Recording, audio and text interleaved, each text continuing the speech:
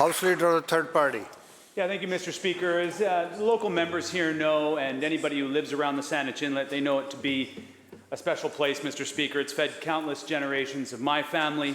However, throughout the decades, it's also suffered from environmental degradation. There's been a long history of industrial activity at the Bamberton site, and as a young boy, I used to fish underneath that cement plant with my father. The cement plant closed many years ago, Mr. Speaker. Now an operator, Malahat Investment Corporation, has applied to expand an existing quarry by approximately 47%.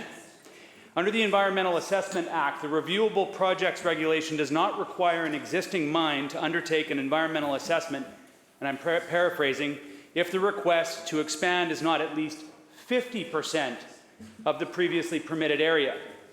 Mr. Speaker, this is a cultural and environmentally significant area, and there is no way to grind down an entire mountainside into construction aggregate without damaging the environment. Without an environmental assessment, we have no idea the extent of the destruction. The regulation as it currently reads is unacceptable. Through you to the Minister of Environment, this project may just barely fit under the regulation. Will the Minister of Environment exercise his discretion and require this mine to undergo an environmental assessment? Minister of Environment.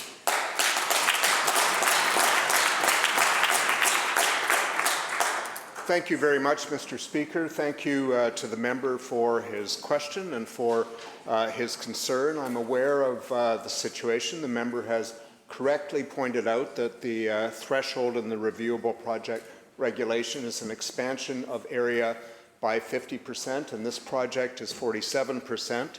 I am in discussion with the Environmental Assessment Office around what they know about this particular project, but the project, as it is currently described, falls under the threshold of a reviewable project. There has to be very sufficient reason to overrule the regulation as it stands. Member for supplemental. Excellent. And the Minister knows, as is pointed out in court cases, that there is discretion that the Minister could use to review a project. This project actually exposes an absurd loophole that exists in this regulation, Mr. Speaker. In 2019, a regulation was amended for new mines. A production capacity exceeding 75,000 tons per year now requires an environmental assessment. For context, the Bamberton application under consideration by the Ministry of Mines is to expand extraction to 479,000 tons. That's 6.5 times the volume the environmental assessment considers acceptable for a new project. If the operators apply every 5 years or so, like we've seen happening, to expand by slightly less than 50% of their current operation, they could literally grind down the entire side of the mountain without ever having to undertake an environmental assessment. When I asked the Mines Ministry if I was correct in this, they said it's up to the Ministry of the Environment. Ask the Minister. So, Mr. Speaker, to the Minister of Environment, will he require this application to have an environmental assessment at the Bamberton quarry, and will he change the regulation to close this absurd loophole? Minister. Thank you very much, Honourable Speaker. The regulation itself is not currently under review, and I would point out to the member that whatever a threshold level exists, there will be project proposals that come close to it. And that, in and of itself, is not enough reason to change a regulation. As I said to the member, I'm aware of the proposed production expansion of this facility. I'm aware of how close it comes to the area expansion threshold.